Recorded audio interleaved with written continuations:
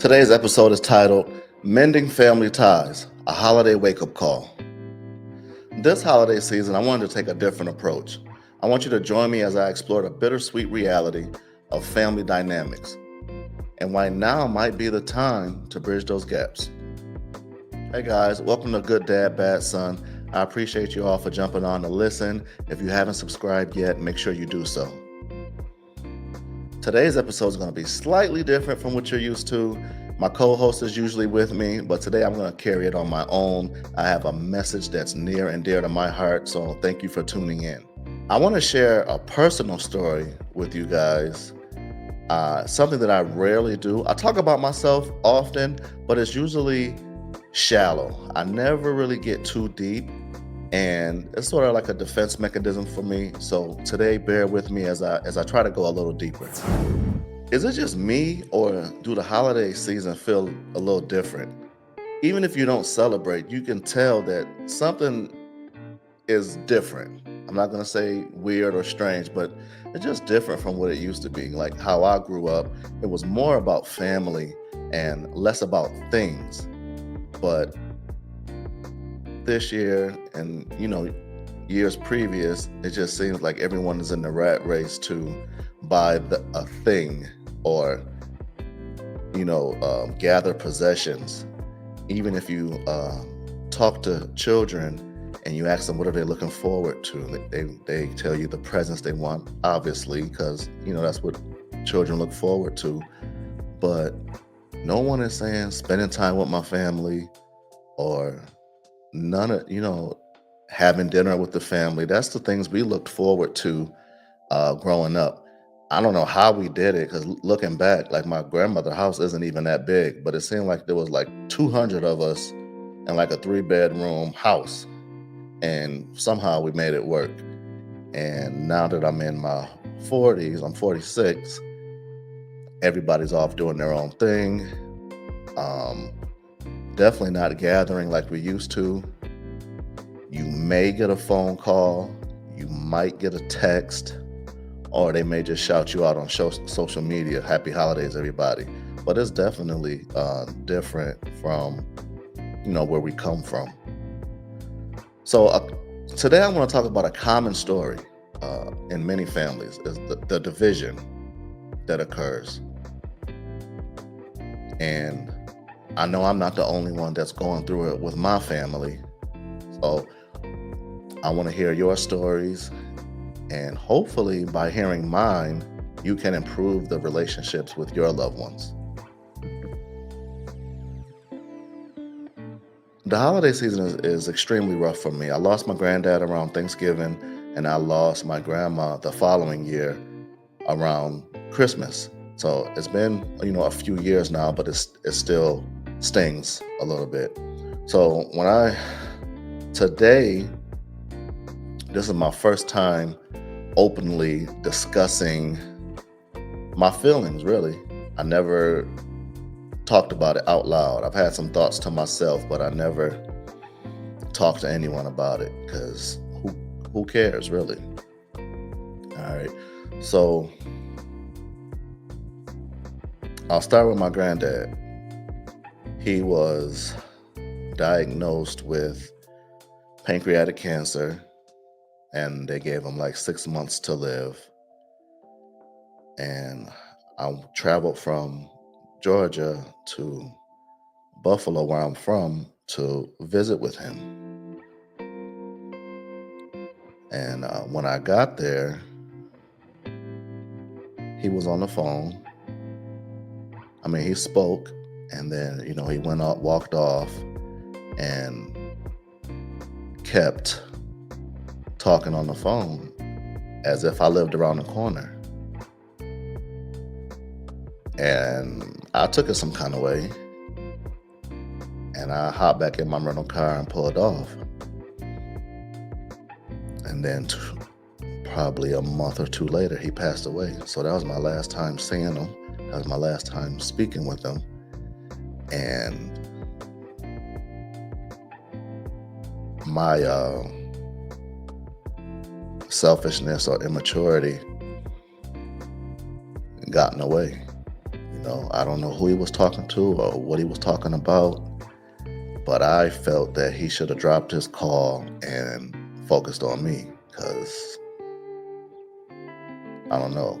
I was, I guess that's arrogance. He was obviously going through something. I wasn't the one going through something, and I just never picked up the phone and called him again or nothing like that. So that was rough when he passed. And then I lost my father too. He suffered with diabetes, and he ultimately passed from diabetes complications. Similar story. I had just opened my first business, One Breath CNA, and I was high on life. I thought I could tackle everything. So I was talking to my dad, and since the school was going so well, I said, well, let me open something else. I was considering opening a personal care home where I get a house or a facility and bring in usually elderly people who can't take care of themselves, and then I staff the house and they get taken care of that way. And as I was researching it, I noticed that it's the same exact application for assisted living facilities. The only difference is in a personal care home, you can take care of up to 24 people, and then in assisted living, I can take care of 25 and up. So I'm talking about it with my dad, and I'm like, if it's the same application, why not, go big? And instead of him being happy for me or congratulatory, he instantly said, well, you don't want to go too big because it might not work, and you put all your hard work and money into it, and that's a hard loss. And I instantly got offended. Like, why do we think so negatively and limit it? If somebody else did it, why can't I do it? I was just working at an assisted living, helping someone run theirs. Why can't I do it for myself? And my dad and I didn't have the best relationship. Neither one of us are good at communicating, but I got offended by that, and instantly thought, if it was one of my brothers, one of his sons, Devin or Justice, he would have made it a national holiday and did everything he could to assist them. But because it was me, I need to start small. So that was my last time hearing his voice, because I didn't have time for that negativity. I just bro, you lucky we even talking and I'm even sharing anything with you. And that's how this is why I don't talk to you now. So I stopped talking to him. And then probably a month later, the phone was ringing. It was from his cell phone, so I didn't answer. I was on my way to work, and then I got a call from his house phone, and I still didn't pick up. I'm like, nah, go, do something with yourself. I'm doing something different. I'm chilling. So then my stepbrother hit me on Facebook Messenger, and then I finally called back, and he said, hey Rand, your dad passed. And I didn't even feel nothing at the moment. I was like, okay, cool. Thanks for hitting me up. I'll call y'all when I get off work. And another story, you would think I would have learned my lesson by now. My grandfather is my favorite person on this planet. My father is responsible for me even being on this planet, and I hadn't learned my lesson yet. So my brother, I have one brother from my mom, Pac-Man.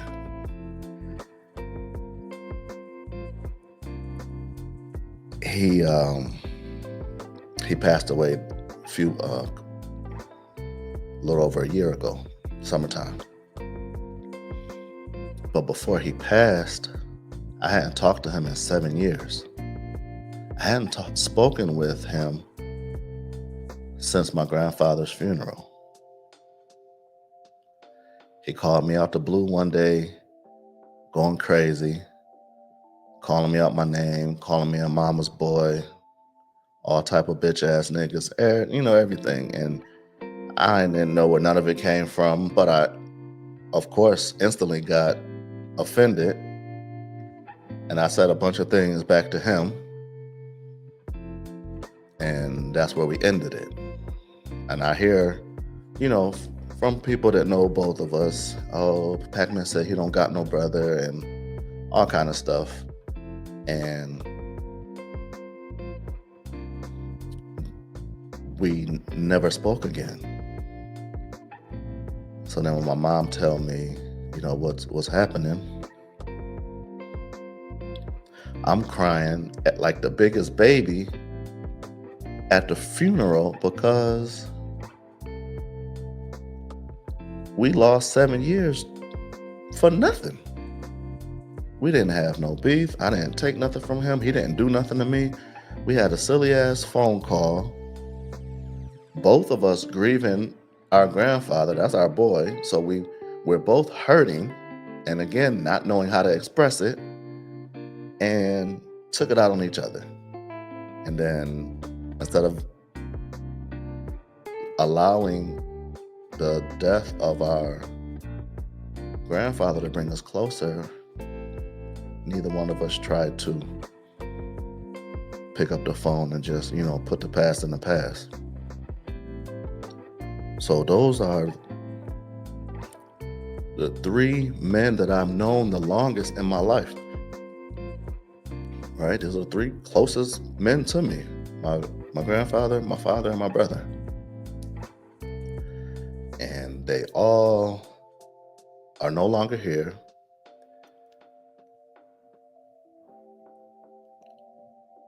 And now I feel some kind of way because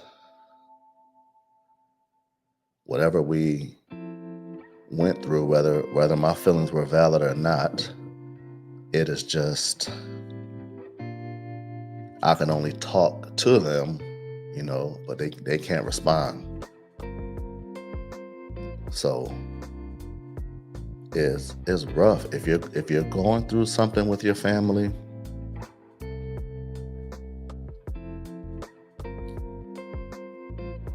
do your best to reconcile, because when they check out and they're no longer here, you will not have the opportunity to do that. Okay, so my guys are no longer here, and just now you can see I can barely recall what even happened. So it doesn't even seem that significant. Right? Whatever feeling we had or was going through at the time is clearly temporary, and death is permanent. Okay? So if your family is alive, make things right. That's my message for today. And I am definitely not advocating for tolerating abuse or dysfunction, but just maintain your boundaries. You can be cordial, right? If y'all haven't spoken in a year, send a text.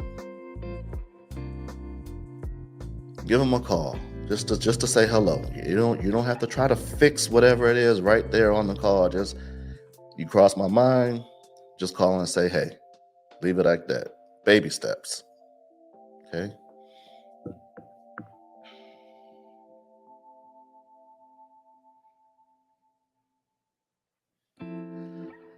And I'm not naive. I'm not naive at all. Some relationships are beyond repair. There ain't no fixing it. And we just have to be okay with that. Some relationships are able to be repaired, but you may need assistance. You may have to seek professional help. You may have to go to counseling, seek a therapist. Okay, people in our community, we don't We're not too big on professional help. All right. Whatever go on in this house, stay in this house. Keep them people out my business. Stuff like that. Toxic crap. And if you don't want to go that route, I suggest maybe leaning on your faith. Okay, talk to your religious leader or just, talk to whoever you pray to. But the family dynamic is almost invisible. That's the really best way I can put it. Okay, so like I said, take small steps toward healing or fixing whatever the issue may or may not have been. That's not even the important part. And I just want to emphasize that, something is better than nothing. If you try to reach out and they're not receptive, you tried. There's nothing you can do. You'll sleep a lot better. Like, hey, I tried. Okay. And you can't force them to want to reconcile with you. Okay. And all of my life,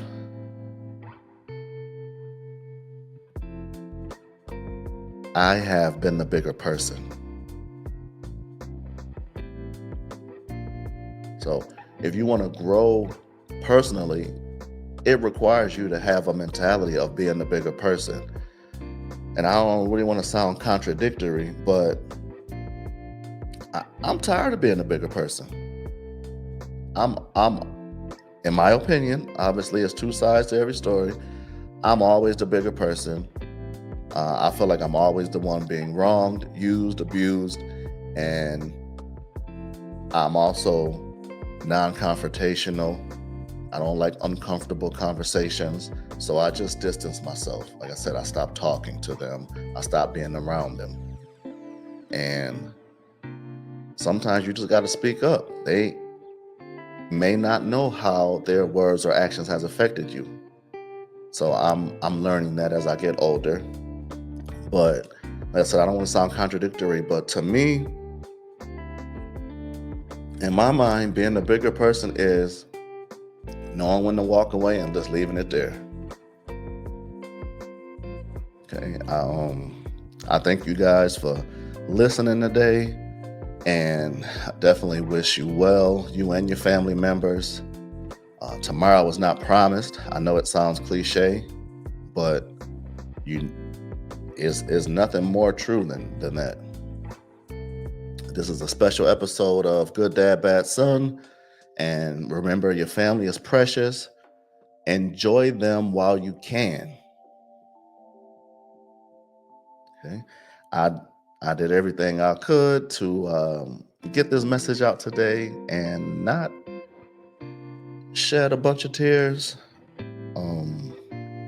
I do feel a little better with being able to get it out and share it with you. And everything I do is to entertain, one, inspire, two, but ultimately educate. And I hope this message has helped someone. I did have some notes. I definitely forgot to bring up. Bear with me. I'll take my glasses off to read the phone.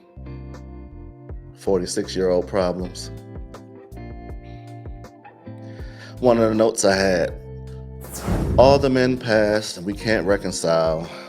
And forgot that part. In addition to the men in my family no longer being here, none of the women in my family are talking to me. I haven't spoken to my mom since June. Definitely miss her. Definitely love her. We got some things to work through.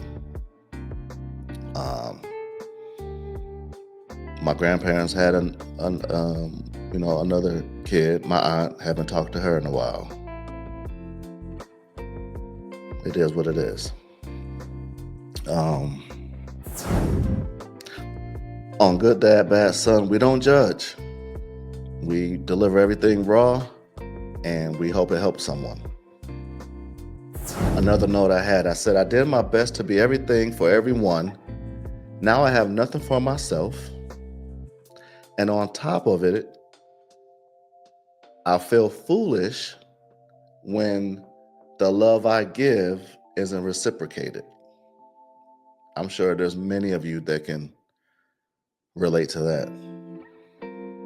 But we don't do it for the reciprocation. We do it out of the kindness of our heart. But when that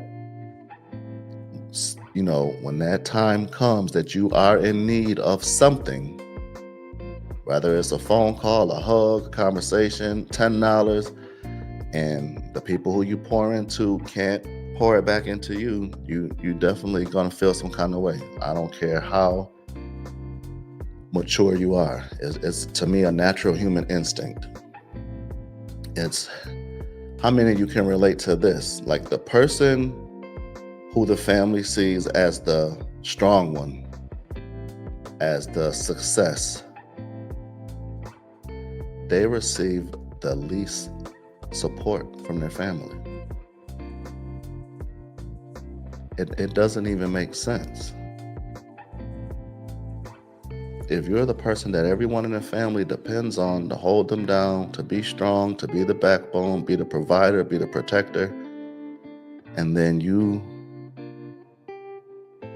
have a moment when you're in need,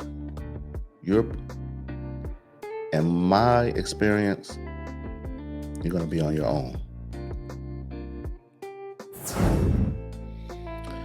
I want to shout out my co-host BJ for putting this platform together and staying persistent.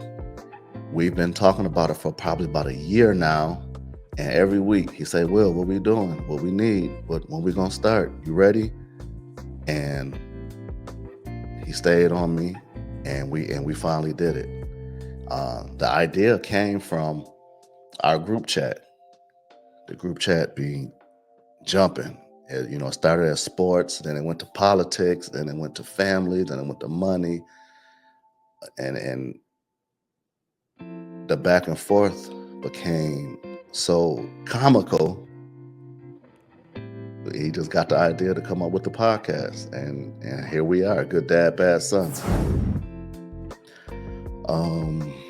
Another note I had, at this big age, 46, I should not be talking about who I am and who I'm not talking to. It seems super juvenile, and if we're going to be honest, I'm the only one affected by it. My granddad, my dad, my brother are resting in peace, and I'm here talking to you guys, trying to find some peace. So I feel silly.